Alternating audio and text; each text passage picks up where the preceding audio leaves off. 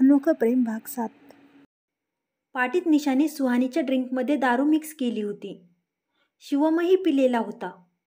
दारूच्या नशेत ते दोघेही एकमेकांशी बालिशपणे वागत होते आणि आपल्या मनातलं बोलत होते. शिवम सुहानीला पार्टीतून बाहेर घेऊन आला. सुहानी, मला वाटलं होतं तुझ्यावर बदला घेऊन मी खुश राहील, पण असं नाही झालं. मी खुश नाहीये सुहानी, तो रडवेला चेहरा करत म्हणाला. मी तुझ्याबद्दलच विचार करत असतो प्रत्येक क्षणी. सुहानीही रडवेला चेहरा करून मन लावून तसं बोलणं ऐकत होती. मला तुझे विचार दूर सारता येत नाहीयेत. काय येत नाहीयेत? तो उदास होऊन म्हणाला. तू ना अजून थोडा ट्राय कर. तूही माझा द्वेष करण्याचा प्रयत्न कर जसा मी करते. ती सहज म्हणाली. तू माझा द्वेष करतेस? तो पुन्हा रडवेला चेहरा करत म्हणाला. हो, मी तुझा खूप खूप द्वेष करते, ती म्हणाली. ते ऐकून तो खूप दुःखी झाला. माझा द्वेष करणं खूप सोपं आहे, हो ना? तो उदास चेहऱ्याने म्हणाला. नाही, सोपं नाहीये. खूप त्रास होतोय मला या सगळ्यांमुळे. सुहानी नकळत स्वतःच्या मनातलं बोलून दाखवत होती. मलाही खूप त्रास होतोय. शिवमनेही बोलून दाखवलं. काय बोलतो आहेस तू? तुला काय हवंय? तू काय हे सगळं करतोय? मला तर काहीच समजत नाहीये. तिच्या चेहऱ्यावर कन्फ्युजन होतं. मला काय माहीत मला काय हवं आहे? ते तर तुला माहीत पाहिजे माझ्याबद्दल, तो म्हणाला. सुहानी आश्चर्याने त्याच्याकडे पाहायला लागली. दोघंही एकमेकांच्या डोळ्यात पाहत होते. आता माझा टर्न आहे. आता मी प्रश्न विचारील आणि तू उत्तर द्यायचं. तू का खोटेपणाने वागत आहेस माझ्याशी? मला तुझं सगळं बोलणं आणि सगळं वागणं खोटं वाटतं. तू चांगला वागत असल्यास तरी, ती डायरेक्ट म्हणाली. मी सगळं खोटं नाही वागत. मी फक्त एक खोटं बोललो आहे की माझ्याकडे हृदय नाहीये. पण माझ्याकडे हृदय आहे. बघ ना. त्याने तिचा हात पकडून आपल्या छातीवर ठेवला. आहे ना माझ्याकडे हृदय? त्याचं हृदय जोरजोरात धडधडत होतं. तिने त्याच्या डोळ्यात पाहत मानेनेच होकार दिला. बघितलंस, हे जे धडधड करतंय ते हृदयच तर आहे. किडनीतून थोडीच धडधड ऐकू येते, तो इनोसंटली म्हणाला. तुझ्याकडे हृदय आहे, मग तू माझ्यासोबत हे सगळं का केलंस? तू माझ्या बहिणीचा ॲक्सिडेंट केलास आणि मला लग्न करायची जबरदस्ती केलीस. किती वाईट वागलास माझ्याशी, ती त्याच्यावर प्रश्नांचा भडीमार करत म्हणाली. ए सुहानी, तो ॲक्सिडेंट मी जाणून बुजून नाही केला. पण हो, तुझ्याशी लग्न मी मुद्दाम केलं, तुला शिक्षा देण्यासाठी. पण तू मला माफ करशील? तो रिक्वेस्ट करत म्हणाला. पण सुहानीने एवढंसं तोंड करत मानेने नकार दिला. जर मी माफी मागितली तरीही नाही? कान पकडून सॉरी म्हणालो तरीही नाही? तो इनोसंटली विचारत होता. मी तुझ्यावर विश्वास कसा ठेवू? जर तू माझा विश्वास तोडलास तर? ती आपल्या मनातलं बोलत होती. पण मी आता काय करू? तो खूप उदास दिसत होता. तू ना तुझ्या हृदयाचं ऐक. जे हृदय म्हणेल तेच कर. करशील ना? ती किंचित हसली. हो, प्रॉमिस, शिवम आश्वासन देत म्हणाला. दोघंही आनंदाने एकमेकांना बिलगले. दोघांच्याही डोळ्यात अश्रू होते. बराच वेळ झाला होता. दोघंही एकमेकांच्या गळ्यात हात घालून गाणं गुणगुणत आनंदाने बाहेर आले. बाहेर शिवमची गाडी उभी होती. ड्रायव्हर तिथेच उभा होता. त्यांना पाहताच ड्रायव्हरनी कारचा दरवाजा उघडला. शिवमने सुहानीला गाडीत बसवलं व तो स्वतःही तिच्या शेजारी बसला. ड्रायव्हरने गाडी सुरू केली. गाडीत दोघेही एकमेकांच्या खांद्यावर डोकं ठेवून डोळे मिटून पडले होते. घरी आल्यावर ड्रायव्हरने गाडीचा दरवाजा उघडला. शिवम आणि सुहानी गाडीतून बाहेर आले. दोघांचेही झोप जात होते. दोघांनीही आधारासाठी एकमेकांच्या गळ्यात हात घातले होते. त्यांनी दरवाजाची बेल वाजवली. आईने दरवाजा उघडला. त्यांना दोघांनाही टल्ली झालेलं पाहून आई शॉक झाल्या. त्या शिवमला काहीतरी बोलणार इतक्यात शिवम मध्येच बोलला. आई, तू म्हणाली होतीस ना की सुहानीची काळजी घे, तिला कसलाही त्रास होऊ देऊ नकोस. बघ, मी सुहानीला सुरक्षित घरी आणलं आहे, तो स्वतःचं कौतुक करत म्हणाला. सुहानी त्याची पाठ थोपटून त्याला शाबासकी देत होती. आई, शिवम खूप चांगले आहेत. त्यांनी मला कोणताही त्रास होऊ दिला नाही. सुहानीनेही अडखळत परत तीच लाईन रिपीट केली. त्या दोघांनाही धड उभं राहताही येत नव्हतं. आईला त्यांच्याकडे पाहून हसायलाही येत होतं आणि त्यांची काळजीही वाटत होती. आईने त्यांना आतमध्ये बोलावलं आणि त्यांना आपल्या रूमपर्यंत जाण्यासाठी मदत करण्याचा प्रयत्न केला. पण ते दोघंही मदत घ्यायला तयार नव्हते. त्यांनी आईला आराम करायला लावला व स्वतःच एकमेकांच्या आधाराने आपल्या रूमपर्यंत गेले. आईलाही त्यांच्या नात्यात होणाऱ्या बदलाची सुरुवात वाटत होती. त्यांचे डोळे पाणावले होते. आईने देवाकडे त्यांचं नातं असंच फुलत राहावं यासाठी प्रार्थना केली. शिवमने आपल्या बेडरूमचा दरवाजा उघडला. सुहानीला आता चालता येणंही अशक्य झालं होतं. ते पाहून शिवमने कसंबसं तिला उचललं.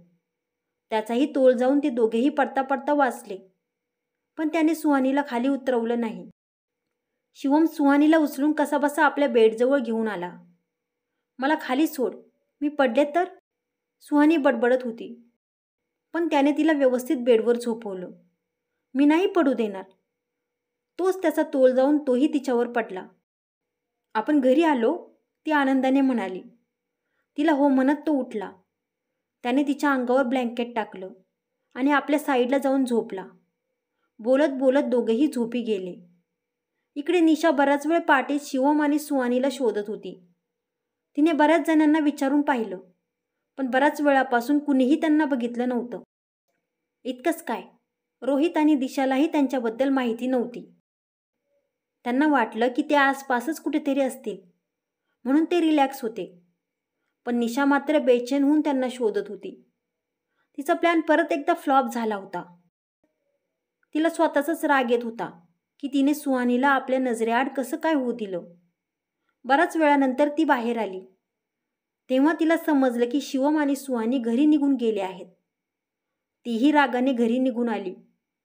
ती सरळ शिवमच्या बेडरूमकडे गेली, पण दरवाजा लावलेला होता. त्यामुळे तिला नाईलाजाने आपल्या रूममध्ये जावं लागलं. सकाळी जेव्हा सूर्याच्या किरणांमुळे त्यांची बेडरूम उजळून निघाली, तेव्हा सुहानीला जाग आली. ती उठून बसली. शिवम बाजूला झोपलेला होता. सुहानीचं डोकं खूप जड झालं होतं. अचानक तिला समजलं की तिचा हात शिवमच्या हातात आहे आणि त्यांची बोटं एकमेकांमध्ये गुंफलेली आहेत. तिला ते पाहून शॉकच लागला.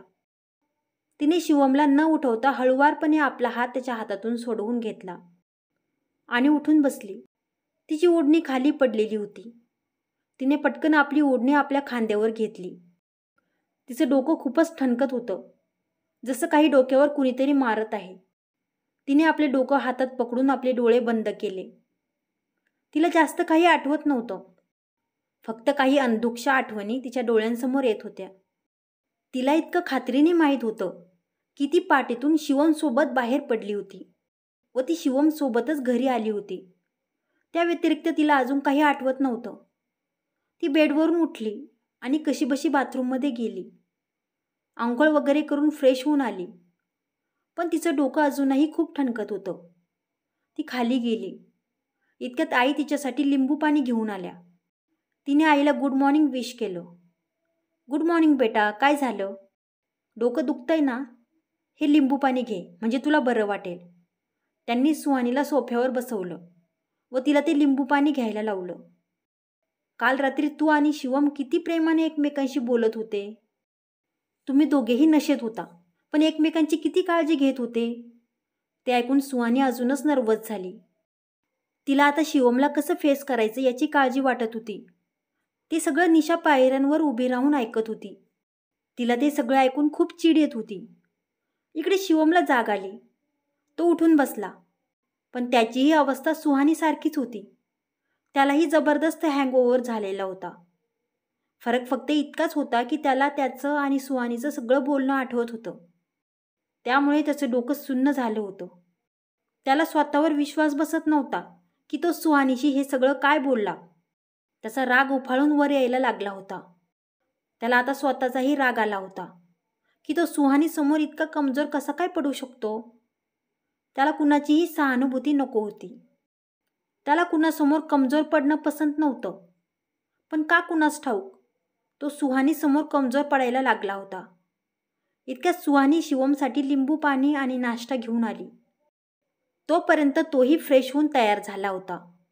तिने तो ट्रे टेबलवर ठेवला. दोघेही एकमेकांकडे बघणं आणि बोलणं टाळत होते. सुहानीला शिवमसमोर येण्याची अजिबात इच्छा नव्हती, पण आईंच्या आग्रहामुळे ती शिवमसाठी नाश्ता घेऊन आली होती. त्याने कॉफी घेतली आणि डोकेदुखीची मेडिसिन घेतली. तोपर्यंत सुहानी रूममध्ये स्वतःचे कपडे मुद्दाम व्यवस्थित करण्याचं नाटक करत स्वतःला व्यस्त दाखवण्याचा प्रयत्न करत होती. शिवमलाही माहीत होतं की ती त्याला टाळण्याचा प्रयत्न करत होती. त्याच्यासाठीही तेच बरं होतं. त्यामुळे त्यानेही तिच्याशी बोलण्याचा प्रयत्न केला नाही. शिवम लगेच ऑफिसला जायला निघाला. तो खाली गेला. तो रूमबाहेर गेल्यानंतर सुहानीने सुटकेचा निश्वास सोडला. आईला विचारून तो ऑफिसला निघून गेला. त्याला वाटलं की आई मला काल रात्रीबद्दल प्रश्न विचारेल, म्हणून तो आईशीही फारसा बोलला नाही. रात्री शिवम मुद्दाम उशिरा घरी आला आणि बाहेरूनच जेवण करून आला. त्याची इच्छा होती की जेव्हा तो बेडरूममध्ये जाईल तेव्हा सुहानी झोपलेली असावी. पण जेव्हा तो आत गेला तेव्हा सुहानी सोफ्यावर बसून काहीतरी वाचत होती. सुहानीने वळून त्याच्याकडे पाहिलं आणि त्याला एक स्माईल दिली. पण शिवम कसला स्माईल करतोय? 1 नंबरचे सडू आहेत. अकडू कुठले? सुहानीने मनात विचार केला. शिवम चेंज करून आला. सुहानी त्याची वाटच पाहत होती. शिवम, मला तुमच्याशी बोलायचं आहे, ती अडखळत म्हणाली. शिवमला वाटलं की सुहानीला पार्टीबद्दल बोलायचं आहे. त्याला त्याविषयी काहीही बोलण्याची इच्छा नव्हती. हे बघ सुहानी, मी खूप थकलो आहे. मला झोप येते. तूही तुझ्या जागेवर झोपून घे, तो गंभीर आवाजात म्हणाला. आणि त्याने बेडच्या मधोमध उशीची भिंत तयार करायला सुरुवात केली. शिवम, मला तुम्हाला थँक्यू म्हणायचं होतं. काल मानवीचा फोन आला होता. तिने सांगितलं की तुम्ही तिला खूप चांगला जॉब शोधून दिला आहे. ती खूप खुश होती. माझ्या आईची आणि बहिणीची काळजी घेतल्याबद्दल थँक्यू, सुहानी भावूक होत म्हणाली. त्यात काय मोठं आहे? शिवम आपलं प्रॉमिस नेहमी पूर्ण करतो, तो गर्वाने म्हणाला. एव्हाना सुहानीला समजलं होतं की शिवमचा स्वभाव असाच आहे. ती काही म्हणाली नाही. त्याने मानवीला मदत केली हेच तिच्यासाठी खूप होतं. तिने शिवमला सांगितलं की तिला पुस्तक वाचायचं आहे, त्यामुळे ती सोफ्यावरच झोपणार आहे. तो आरामात बेडवर झोपू शकतो. गालात हसत ती परत वाचनात बिझी झाली. पण शिवमला काही चैन पडेना. सुहानीने आपल्या जागी येऊन झोपावं म्हणून त्याने लाईट बंद केला. रूममध्ये सगळीकडे अंधार पसरला. त्याबरोबर सुहानी घाबरली. ती हलक्या आवाजात ओरडत पटकन उठून उभी राहिली. तिचा आवाज ऐकून शिवमला ती पावसाची रात्र आठवली. त्या रात्री कशी सुहानी अंधाराला घाबरून त्याला येऊन बिलगली होती. त्याच्या लक्षात आलं की सुहानी परत अंधार पाहून घाबरली आहे. त्याने पटकन लाईट लावला आणि तो उठून बसला. लाईट लागताच सुहानीच्या जीवात जीव आला. तिच्या चेहऱ्यावरचे भीतीचे हावभाव पाहून शिवमला वाईट वाटलं. सॉरी, ते मला लक्षात नाही राहिलं की तुला अंधाराची भीती वाटते. आता पटकन आपल्या जागेवर येऊन झोपून घे, नाहीतर मी परत लाईट बंद करेल, तो म्हणाला. ते ऐकताच सुहानी पुस्तक सोफ्यावर फेकून पटकन आपल्या जागेवर येऊन झोपली. गालात हसत शिवमही त्याच्या जागेवर झोपला. दोघेही विरुद्ध दिशेला तोंड करून झोपले होते. काही वेळातच दोघेही झोपेच्या अधीन झाले. दुसऱ्या दिवशी सुहानीला जाग आली तेव्हा शिवम आपल्या जागेवर नव्हता. तो जिमला गेला होता. सुहानी उठली आणि तयार झाली. तिला खाली काहीतरी गोंधळ ऐकू येत होता. तिने एका सर्वंटला बोलावून विचारलं की खाली कसला गोंधळ सुरू आहे. सर्वंटने तिला सांगितलं की उद्या करवा चौथ आहे आणि खाली साडीवाला आला आहे, तेव्हा साड्यांची खरेदी सुरू आहे. सुहानीचं लग्न सामान्य नव्हतं. तिचं आणि तिच्या पतीचं नातं सामान्य नव्हतं. तरीही तिची करवा चौथचा व्रत करण्याची इच्छा होती. लहानपणापासून तिने तिच्या आईला हे व्रत ठेवताना बघितलं होतं. तिचीही खूप इच्छा होती की लग्न झाल्यावर तीही तिच्या पतीसाठी हे व्रत करेल. आणि आज इतक्या विपरीत परिस्थितीतही तिला हे व्रत करण्याची इच्छा होती. कसाही असला तरी शेवटी शिवम तिचा पती होता आणि एक पत्नी म्हणून त्याच्यासाठी व्रत करणं तिला आपलं कर्तव्य वाटत होतं. त्याशिवाय तिची आई आणि शिवमची आई यांना जर समजलं की तिने शिवमसाठी व्रत केलं नाही तर त्यांना खूप वाईट वाटलं असतं. स्पेशली तिची आई. कारण शिवमच्या आईला तरी त्यांच्या नात्याची हकीकत माहिती होती. त्यामुळे त्या एक वेळ तिला समजून घेतील. पण तिच्या आईला या सगळ्या गोष्टींची अजिबात कल्पना नव्हती. त्यामुळे त्या असंच समजत होत्या की त्यांची लेक आणि जावई यांच्यात खूप प्रेम आहे. सुहानी गालातल्या गालात हसत करवा चौथचा विचार करत होती. इतक्यात शिवम तिथे आला. तिला स्वतःशीच हसताना पाहून त्याला आश्चर्य वाटलं. त्याने तिला विचारलं की काय झालं. ती अशी स्वतःशीच हसत का उभी आहे. त्याला समोर पाहताच सुहानी गडबडली. त्याला काही नाही म्हणत ती पटकन खाली आली. खाली आई, दिशा, निशा आणि इतर बायका साड्यांची खरेदी करत बसल्या होत्या. आईने दिशासाठी 2 आणि सुहानीसाठी 2 सुंदर साड्या निवडल्या होत्या. दिशाच्या हातावर मेहंदी लावायचं काम सुरू होतं. अशी गडद मेहंदी लावा की 7 जन्मांपर्यंत हा रंग निघाला नाही पाहिजे. बायका दिशाकडे पाहून बोलत होत्या. ते ऐकून दिशा लाजली.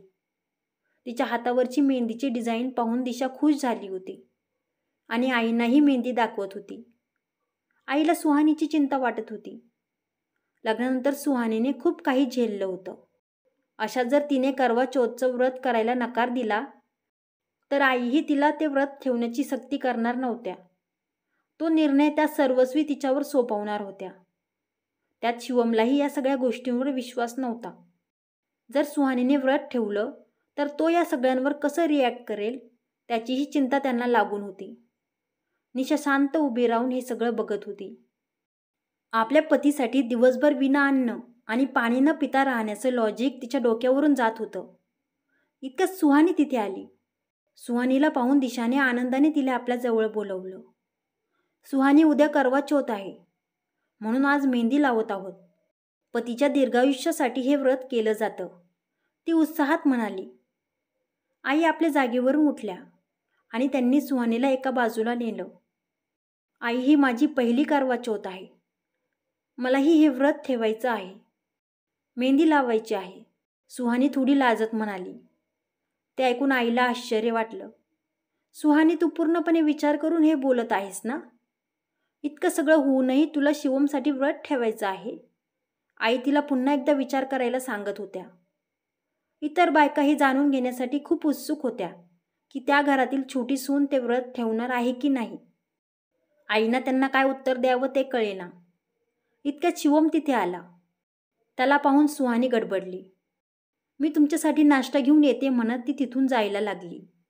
पण शिवमने तिचा हात पकडून तिला तिथंच उभं केलं. फायनली प्रत्येक वर्षीप्रमाणे या वर्षीही सगळ्या बायका आपल्या पतीसाठी करवा चौथचं व्रत करणार आहेत. मला तर या सगळ्या गोष्टींवर अजिबात विश्वास नाही. मी वहिनी आणि आईला तर हे व्रत करण्यापासून नाही रोखू शकत. पण मला आशा आहे की तू या सगळ्यात पडणार नाहीस. हे दिवसभर अन्न आणि पाण्याशिवाय राहणं किती अवघड आहे. आणि पती राक्षसासारखा असला तरी त्याच्यासाठी व्रत करायचं. देवालाही हे सगळं मान्य नसेल. तू मात्र आज घरी थांबू नकोस. आज तू माझ्यासोबत ऑफिसमध्ये चल. म्हणजे यांच्यापैकी कुणीही तुला व्रत ठेवण्याबद्दल प्रश्न विचारणार नाहीत. आणि तसंही तुझी तब्येत बरी नाही. ती त्याला काही म्हणणार तोच त्याने तिचा हात पकडला. तिचं काहीही न ऐकता तो तिला आपल्यासोबत घराबाहेर घेऊन गेला. तिला गाडीत बसून तो तिला ऑफिसला घेऊन आला. ऑफिसमध्येही त्याचं तिच्यावर बारीक लक्ष होतं. सुहानीचा चेहरा एवढूसा झाला होता. तिला ते सगळं करायचं होतं जे एक पत्नी या दिवशी करते. इतक्यात तिला आईचा फोन आला. सुहानी बेटा, तू मला सांगितलं नाहीस की तुझी तब्येत बरी नाही? बेटा, यावेळी तू व्रत ठेवू नकोस, पुढच्या वर्षी ठेव. आता सध्या आपल्या तब्येतीचा विचार कर. सुहानीला वाटलं होतं की आई आपली मदत करतील, पण आता तोही रस्ता बंद झाला होता. ती विचार करत होती की मी असं काय करू की शिवमला याचा अंदाज येणार नाही की मीही व्रत ठेवलं आहे. इतक्यात रोहित तिथे आला. सुहानीचा उतरलेला चेहरा पाहून त्याने तिला काय झालं म्हणून विचारलं. सुहानी त्या घरात आता रोहितवर विश्वास ठेवायला लागली होती. रोहित तिला आपल्या बहिणीप्रमाणे मानत होता. तो तिची काळजीही घेत असे. त्यामुळे सुहानीने त्याची मदत घ्यायची ठरवली. रोहित, मला करवा चौथचं व्रत करायचं आहे शिवमसाठी, पण शिवमचा याला विरोध आहे. त्यामुळे आईनेही मला मना केलं आहे. पण मला कसंही करून हे व्रत करायचं आहे. प्लीज तू मला मदत करशील?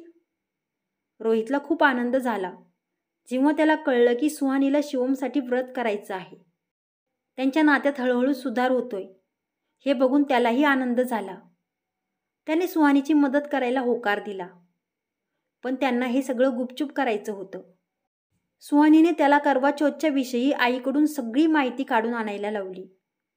काही वेळाने रोहित घरी गेला आणि आईला या व्रतामधले रीतिरिवाज विचारायला सुरुवात केली. आईला आश्चर्य वाटलं की तो यावेळी करवा चौथमध्ये इतका इंटरेस्ट का दाखवतोय. पण त्याने आईला सांगितलं की दिशा दरवर्षी माझ्यासाठी हे व्रत करते, त्यामुळे तिच्यासाठी मला या व्रताबद्दल संपूर्ण माहिती जाणून घ्यायची आहे. ते ऐकून आई खूप खुश झाल्या.